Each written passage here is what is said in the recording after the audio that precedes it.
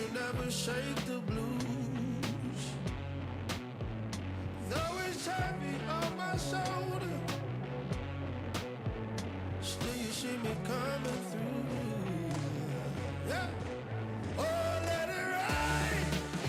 Ooh. It won't rain on my parade. Oh, let it rain. Ooh. It won't rain on my parade.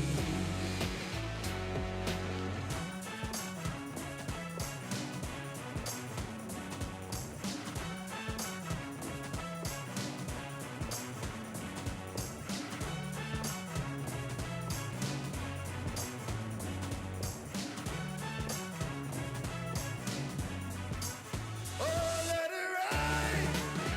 Ooh. It won't rain on my parade. Oh, let it rain. Ooh. It won't rain on my parade.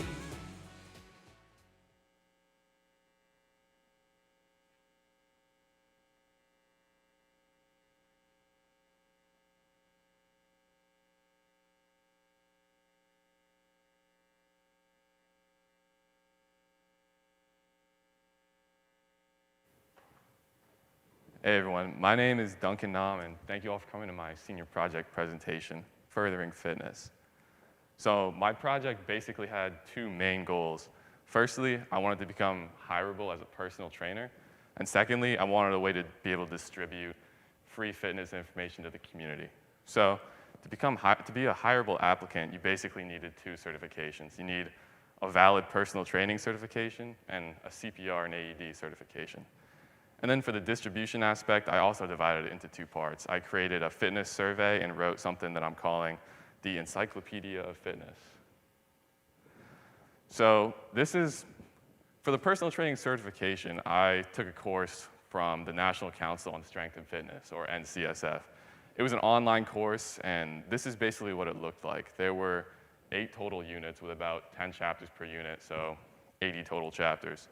And this is just a sample chapter. It started with, in the top left, learning goals for the chapter. And then there was always you can see in the top right, a chapter video, which was anywhere between like 10 to 15 minutes and would hit all the bullet points for that chapter. And then after the video, there were some lesson notes, which were just a couple of pages with relevant formulas, statistics, and graphics that kind of just reiterated all the main points. And then every chapter would end with a quick question and answer that included multiple choice, short response, and true or false questions. Oh, and not pictured here, there was also an entire online textbook that came with the course, but it was like 400 pages, and I probably got through like 50 of them. So the other certification I needed was a CPR and AED certification. This one, I just went to the Red Cross in Topsom, and it took me like 4 hours on a Sunday, and I walked out of there with this cool piece of paper. So how did it go? The first major challenge I had was pricing. Both these certificates were like pretty costly. The personal training course is typically $700, but I got it for 50% off. I bought it with like 30 minutes left in a flash sale, so I only paid $350.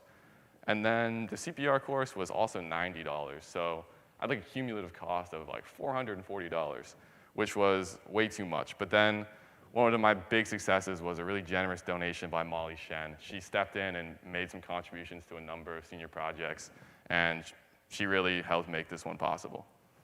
Another challenge I had was definitely staying focused, because this project was like basically all computer work. I probably spent like 4 hours a day sitting on a beanbag in my room just typing away. But the way I coped with that was just by working in bursts. I would when I got motivated, I would use all that motivation and get as much done as I could. But if I was feeling distracted, I would just get up and do something else instead of wasting my time and being not as productive as I could be. And then another challenge I had was that to get actually personal trainer certified and take the exam, you needed to have a high school diploma. So unfortunately, I'm not certified right now. I really wanted to be before I gave this presentation, but my exam is now scheduled for like the end of June. But the best I can do is at the end of the course, I did take a full-length practice exam. It was 150 questions. It took me like a little over an hour. And I didn't study that much, but I did get an 83, which is like a decent score considering a passing score is a 70. But when I go for this real exam, I'm not shooting for an 83. I really want to get like 95, 100. I'm going to study way more. It'll be totally different. So another success I had was just getting CPR certified. I'm really glad that that happened, and I think that's a really important skill. So it's something that obviously I never want to have to use, but someone's life could depend on people having that knowledge. So the second part of my project that I mentioned earlier was about the distribution of information. And the first part of this was this survey. I created this Google form where people could leave any question or questions they had about health and fitness, and then their email address. And I promised researched and specific lengthy answers. And I gave them. There's also a QR code for the survey because I'm going to keep answering questions. I'm still interested in doing this, but the code will come up again at the end of the presentation. So if anyone's interested, you can find it then. So in the top left up here, you can see I got a dozen responses in total, with about like 1 to 5 questions per response.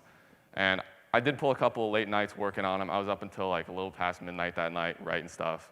And then at the bottom 2 pictures here, you can see these are some sample responses I had, or at least part of the responses. I tried to be, length wasn't the goal here. The goal was actually concision, but fitness is a really complicated topic, and what seems like a simple question usually has a really lengthy answer. So I wrote as concise as I could, and then I also left a lot of links for my sources or to online calculators or other articles in case the person was interested in further research. And then the other part of my distribution efforts was what I was calling the encyclopedia. So basically, my goal for this was to create a good-sized document that would have chapters about nutrition, exercise, and recovery. And what I wanted it to be used for was I wanted anybody who was interested in getting healthy and starting fitness, I wanted it to be like a beginner's guide for them so they would have somewhere to start. And there's a QR code for that too, but I'll put it at the end too. We'll come back to it. So how did this go? Biggest challenge was time constraints. It took a lot of time to do all the research and writing, especially for the encyclopedia. Whoops. And because of that, the encyclopedia is now a work in progress. I didn't end up finishing it, which is kind of disappointing, but it's not a failure. It's a work in progress. It'll get done eventually because I do want at least one person to benefit from it. Another challenge I had, again, was staying focused. It's the same thing. I was spending even more time on the computer. I barely had many real in-person components to this project, but it was all right. I coped the same way, just by working in bursts. And then another challenge that I had was getting questions for the survey. I originally put it onto my Instagram, and I got 5 responses, but I wanted substantially more, so I reached out to Mrs. Purcell, who was kind enough to put it in one of those mass emails to the school. And that drew in a bunch more responses, and I got about a dozen in total.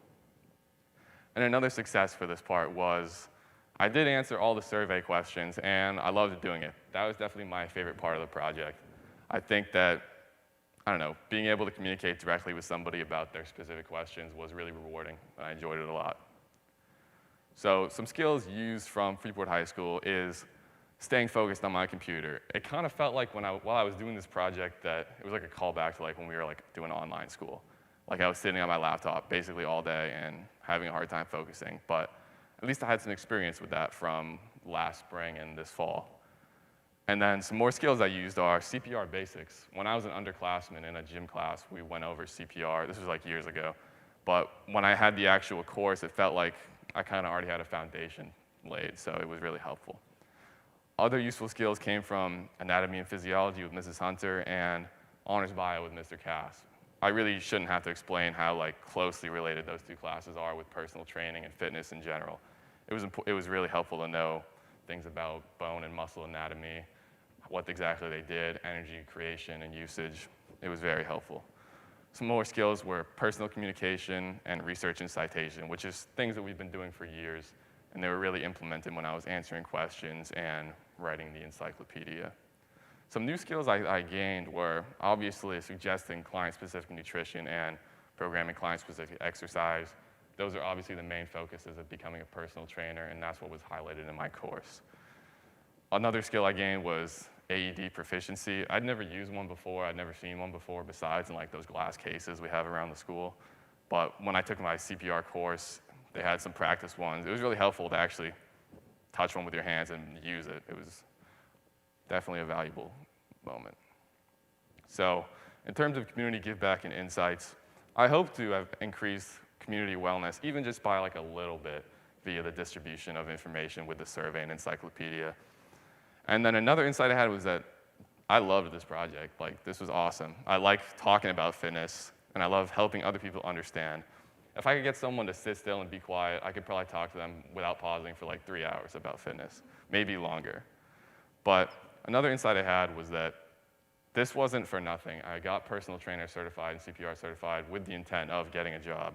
I already have a lead on a job for this summer at my gym, and I think it would be a great way to supplement my income or another summer job.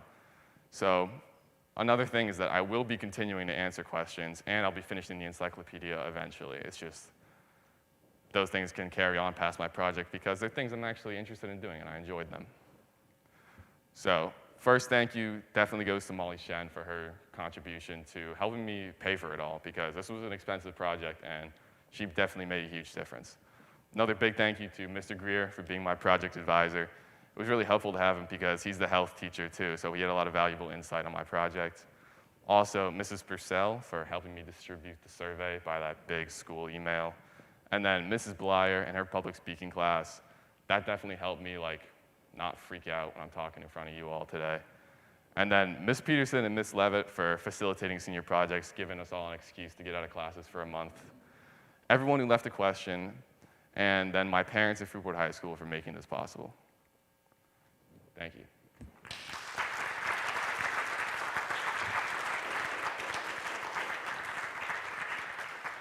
So before I take any questions, this code on the left is for the survey where you can leave any questions you might have, and I'll get back to you.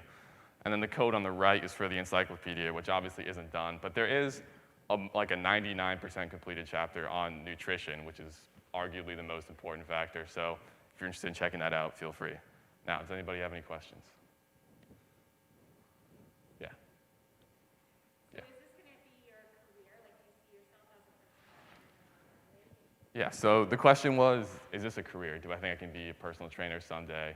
And the answer to that is maybe. I'm going to be studying aerospace engineering next year, so that's like what I want to focus on. But like I mentioned, personal training could be a great way to supplement my income, and it's something I enjoy, so it could be a weekend gig or something that I wouldn't mind spending my time doing outside of my career. Thanks. Any other questions? Yeah. what did the course cover that was new to you or a piece of information that stood out to you? So the question was, what did the course cover that was new to me or any information that stuck out to me?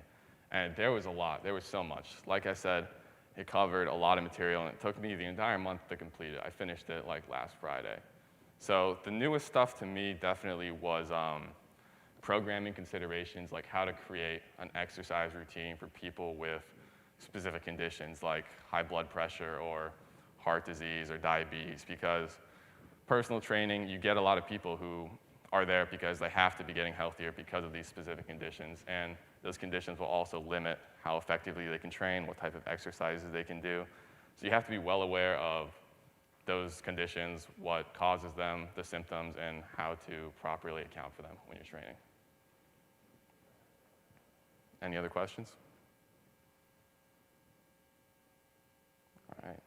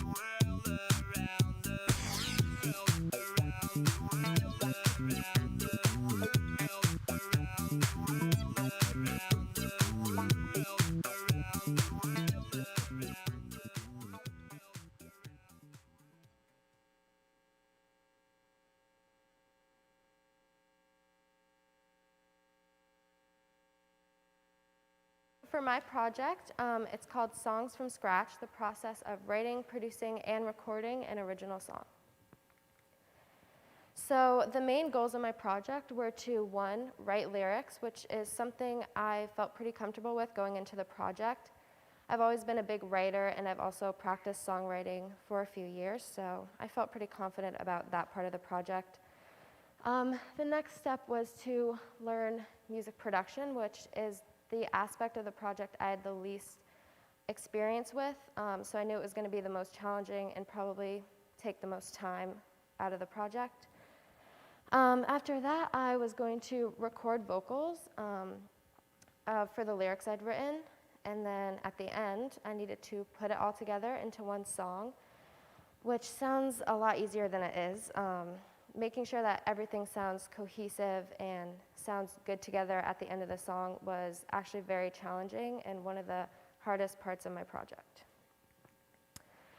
So I started off by just brainstorming ideas. I started off by figuring out the general feel of the song, what kind of genre I wanted to have, if I wanted it to be fast or slow, and what kind of instruments I wanted it to have. And in order to do this, I took a lot of inspiration from other songs, just listening to songs in the genre I wanted to mimic and kind of figuring out which instruments those songs included and mimicking that in my song. Then I went on to figure out the theme of the lyrics, kind of the feel of the song, what story or message I wanted to tell. And then I figured out the length of the song, the structure of the song, if I wanted to have a bridge and a chorus or just a second chorus and an outro, depending on the lyrics and how long I wanted the song to be. And then finally, I wrote the lyrics by just brainstorming a bunch of ideas, writing everything down, and then trying to come up with a theme or message by the end. So after I wrote the lyrics, I went on to producing. So for me, this first step for producing was finding chords that went with the melody I had already written, because that's just the order I like to write in. And since I didn't know a lot about music theory going into this, my process was a little bit different because I didn't really know how to find chords just out of my memory. So in order to do this, I would sing the melody that I had written into like a tuner app, which would tell me what notes I was singing, and then I could figure out the key of the song, what chords were in that key, and then I would just play around with chords until I found something I liked. Next was picking instruments. So I normally started off with a piano or like a synth layer, and then I would add in bass, and then I would create a drum beat to go over that, which would just give me a nice base of the song. And then after that, I just layered and layered and layered a bunch of different instruments and sounds until there was no empty space and until the song felt nice and full and interesting. So this is the start of a song when I just had like the basic stuff down. And then after, this is closer to the end where you can just see there's a bunch of different layers. There's even more that I couldn't fit on the picture. And I really learned that even when you think you're done adding stuff, there's always something else you can add. Even if it's just a tiny little detail you can barely hear, sometimes it makes a huge difference. And so after that, I went on to recording. So this picture is my little recording setup that was in one of the closets at school. So I started off by just getting accustomed to the lyrics, making sure I knew the melody, what I was singing, so that I didn't have to spend a bunch of time practicing when I actually got to recording. And then I would just practice singing, figuring out what I wanted my voice to sound like, if I wanted to sing loud or soft or how fast.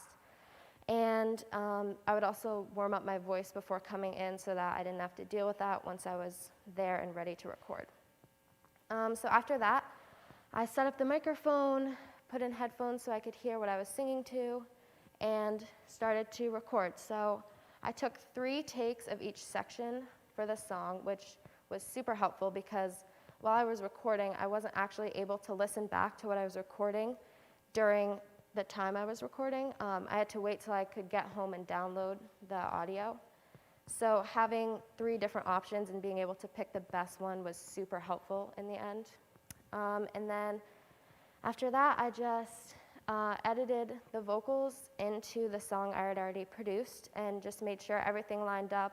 The volume was nice so that you could hear the vocals. Nothing was too loud or too quiet. And just made sure everything was balanced out nicely.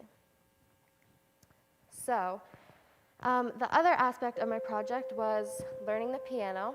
I really wanted to do this to, one, learn a little bit more about music theory, and also I thought it would help me a lot in the songwriting process, just being able to know more notes and chords from learning the piano.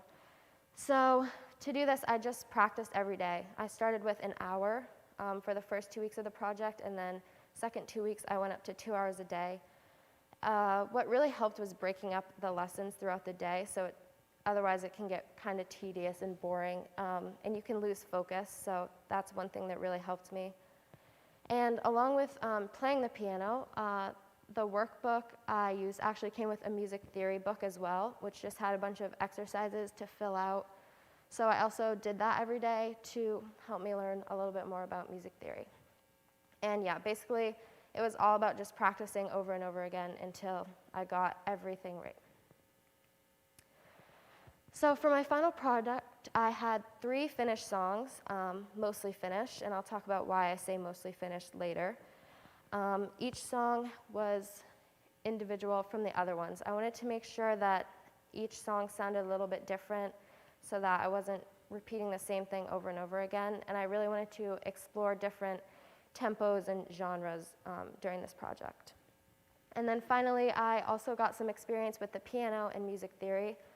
I still have a lot to learn for the piano. It's not something you can really learn in 4 weeks, but it was a great start, and it really got me into the habit of practicing every day.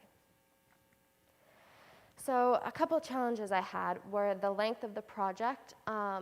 I originally had wanted to do 4 songs in the period of time I had for the project, but about a week into the project, I realized I was not going to have enough time to finish 4.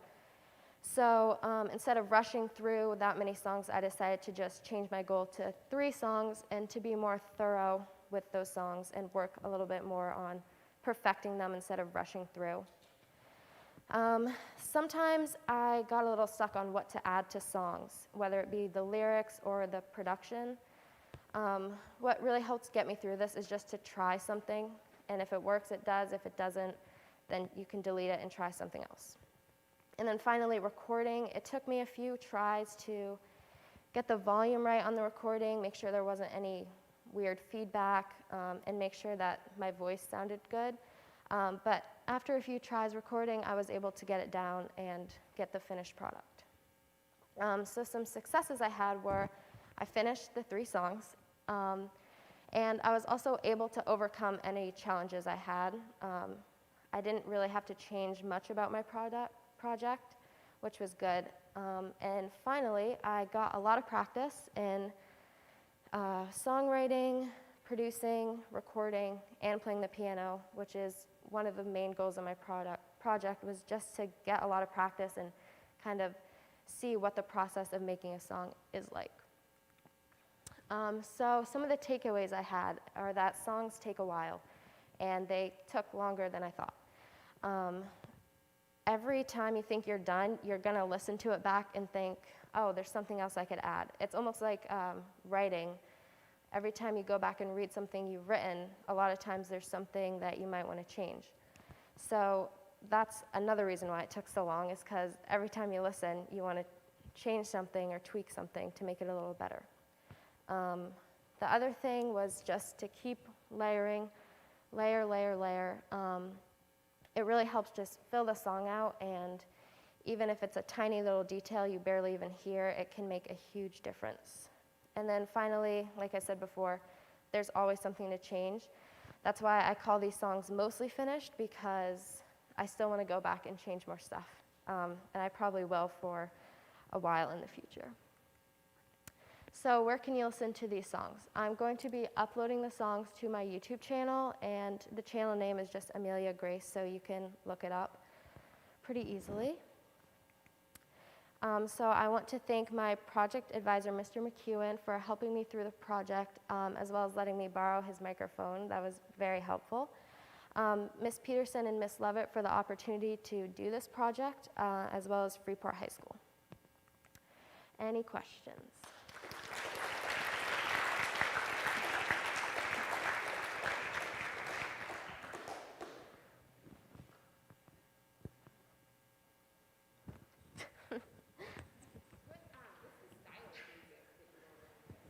So Ms. Peterson asked what the style of music I was working with was. So mostly pop. I kind of got into a little bit of R&B and a little bit of like alternative, which isn't usually what I write. I just wanted to kind of try it out and see how it went, just to make sure there was a lot of variability between each song.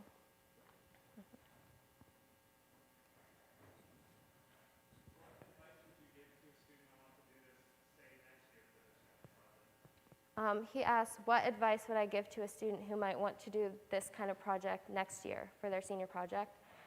I would say one thing that I talked about was that I didn't want to rush through, and that I think it would be helpful to make your goal less songs and just to focus on really perfecting those songs and being very thorough with it, so that you're not rushing through and like having lower quality songs. I think quality is better than quantity when it comes to this kind of project. Do you have any thoughts of maybe performing, working with a band and showing them your song, teaching them your song? Yeah. He asked if I had any thoughts of performing. I would love to. I'm not really sure how to make that happen, but it's definitely something I would be interested in the future, for sure.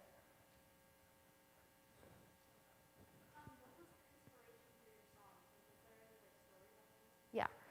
So she asked what was the inspiration for my songs. I focused a lot on almost like graduation, like the end of high school kind of, and just like moving on and being able to move on even if you're unsure about the future.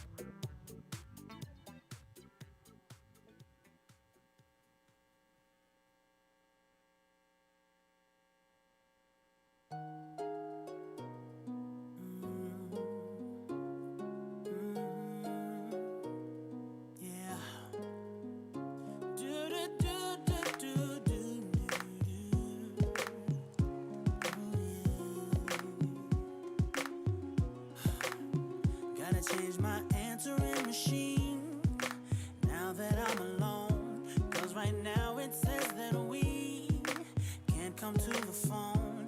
And I know it makes no sense, cause you walked out the door. But it's the only way I hear your voice anymore. It's ridiculous. It's been months, and for some reason I just can't get over it. And I'm stronger than this. Enough is enough. No more walking around with my head down. I'm so over being blue, crying over you. And I'm so sick of love songs, so tired of tears, so done with wishing you were still here. Said I'm so sick of love songs, so sad and slow. So why can't I turn off the radio? Gotta fix that calendar I have that's marked July 15th. Because since there's no more you, there's no more anniversary. I'm so fed up with my thoughts of you and your memory, and how every song reminds me of what used to be. That's the reason I'm so sick of love songs, so tired of tears, so done with wishing you were still here. Said I'm so sick of love songs, so sad and slow. So why can't I turn off the radio? Oh, leave me alone.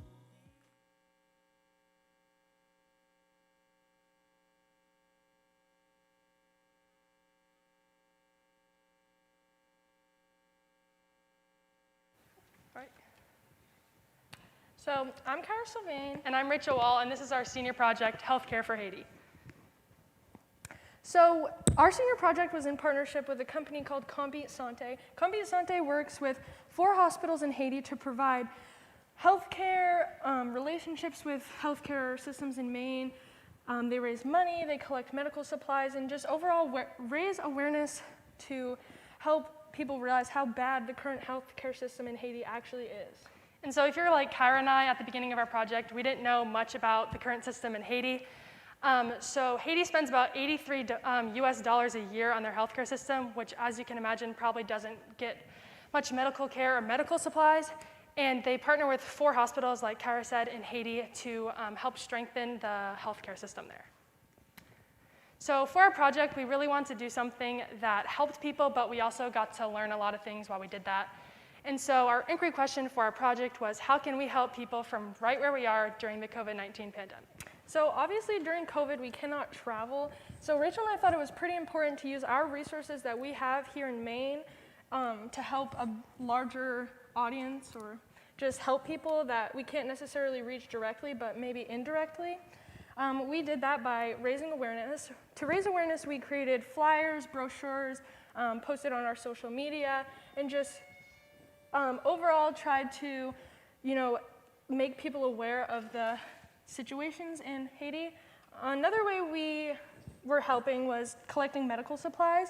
We put a donation box at some of the RSU 5 schools with a nice list that they had sent out to the students, just so they could donate medical supplies if they didn't want to do like a cash donation, which we are also offering that. Combien Santé has a donation page right on their website. So we had made a little flyer just about what Combien Santé is and added a QR code that would go directly to their donation page where you could donate any amount just to kind of help, because anything helps, honestly. And so for our project, we had several things that we needed to complete. So the first step of our project was research. So we both didn't know much about Haiti and the current situation there. So the first thing we did was go to the internet and search as much as we could up about Haiti and the current situation there. And then we also went to Combien Santé's website as well to see what their mission was and their values and what they're trying to do in Haiti. And then the next part of our project was meeting with the team at Combien Santé. So we had 2 people we worked with, Ben and Rod.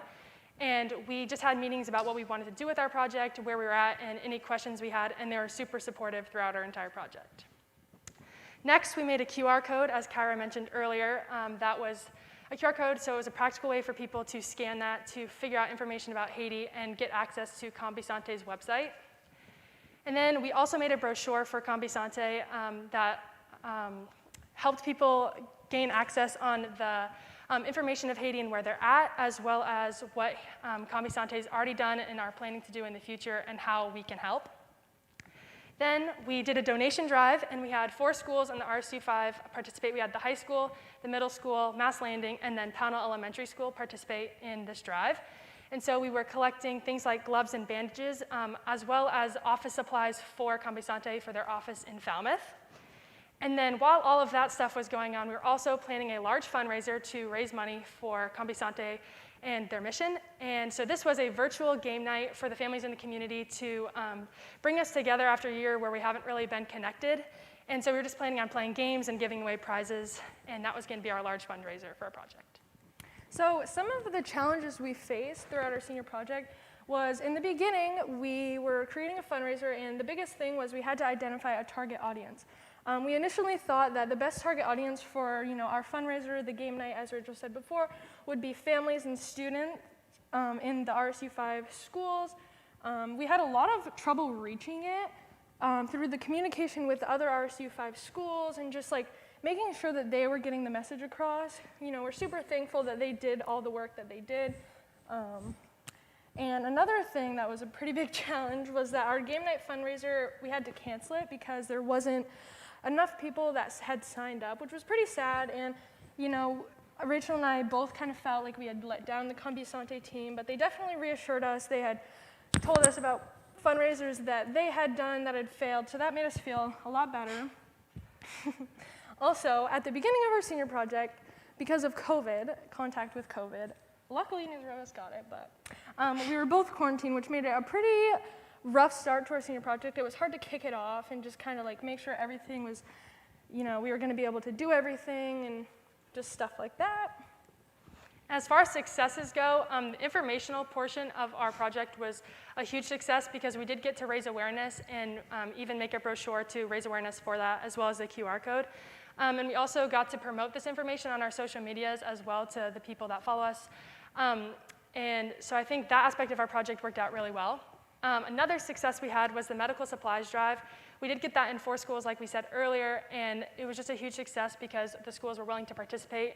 And without that, we wouldn't have been able to do this. So we're super thankful for that as well.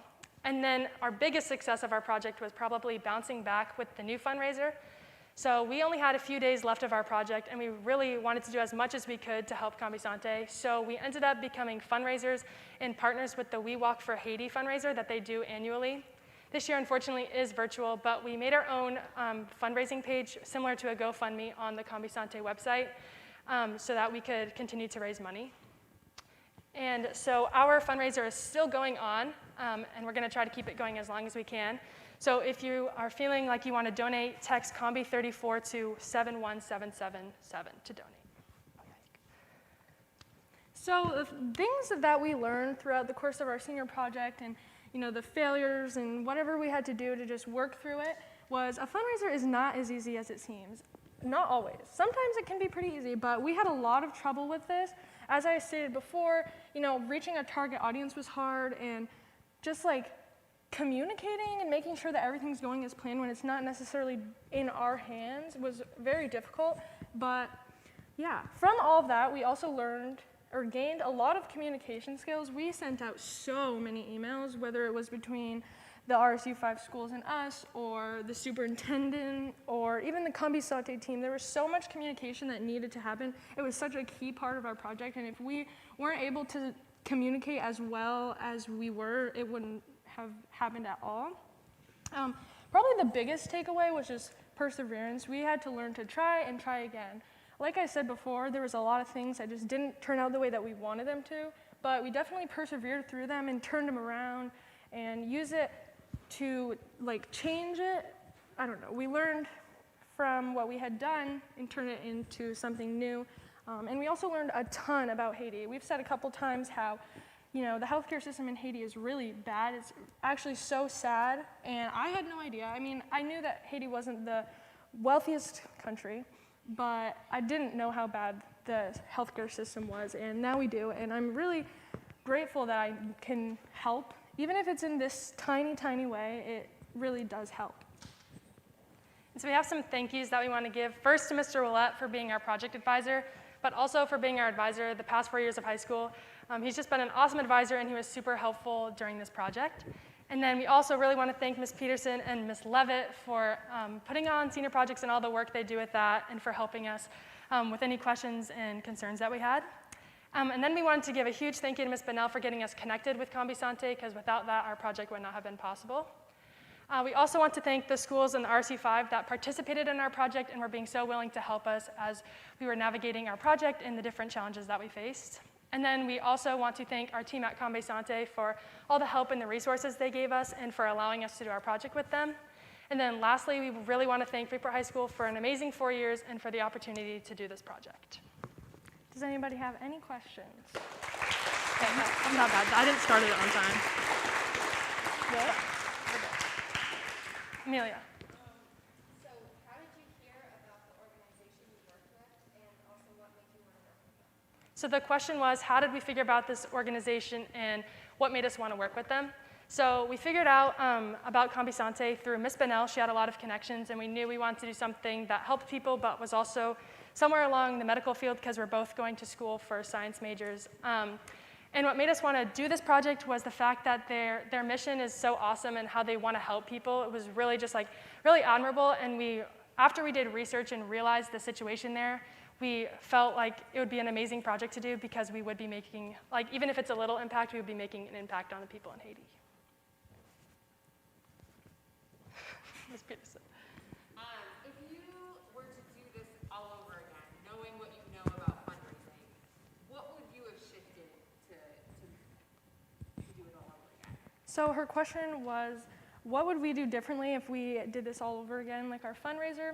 I would have to say maybe finding a different target audience, or maybe not a different one, but just one that reaches a larger audience, because, like I said, we kind of struggled to get really in touch with our target audience. So maybe we would probably find an audience that we could directly become in contact with versus indirectly, and kind of putting it in the hands of someone else. And then the other thing is I think with COVID, since everything had been so virtual, a virtual game night might not have been as appealing to some people, so maybe trying to find a different type of fundraiser that may not be in person, but maybe more, like people would be more willing to partake in that.